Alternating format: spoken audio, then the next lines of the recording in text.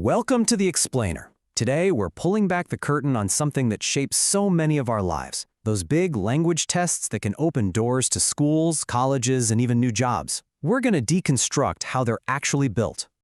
And let's be real, this quote from a high school student named Wei, it hits home for a lot of us, right? That feeling of intense pressure, the anxiety, the idea that one number could define everything. But what's really going on behind that score? Well, to get to the bottom of it, we have to start with a really important idea in education, a crucial distinction in how experts think about this whole process.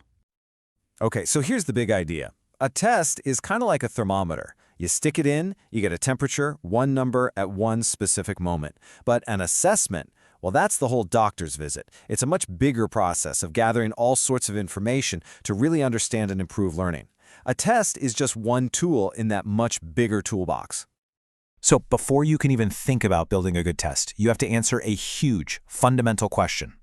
Seriously, think about this for a second. How on earth do you measure something you can't see or touch? How do you put a number on a scale like, say, academic writing proficiency? You can't just weigh it. You have to find a way to make that invisible skill visible. And in the world of assessment, that invisible skill has a name. It's called a construct. It's the core idea we're trying to get at, things like grammatical knowledge or reading comprehension. We can't see it directly, but we can infer it based on how someone performs. Okay, so you've got your construct. You know what you want to measure. Now what? Well, you can't just start writing questions.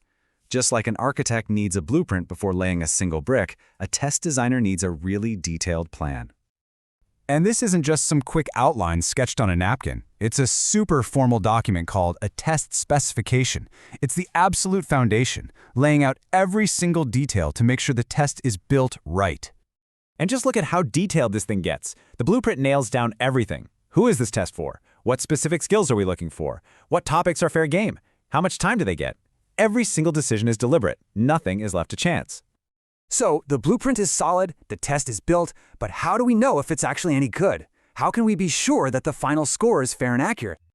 Well, it all boils down to two core principles. These are the absolute gold standard in the world of assessment: reliability and validity. Okay, think of it this way. A test has to be reliable, which means it's consistent. If you step on your bathroom scale 3 times in a row, you want it to give you the same number each time, right? That's reliability. But it also has to be valid. That means it's accurate. It's actually measuring what it's supposed to. Your scale is totally useless if it consistently tells you your height instead of your weight. A good test has to do both. So what can mess all this up? What makes a test unreliable? Oh, a lot of things, actually.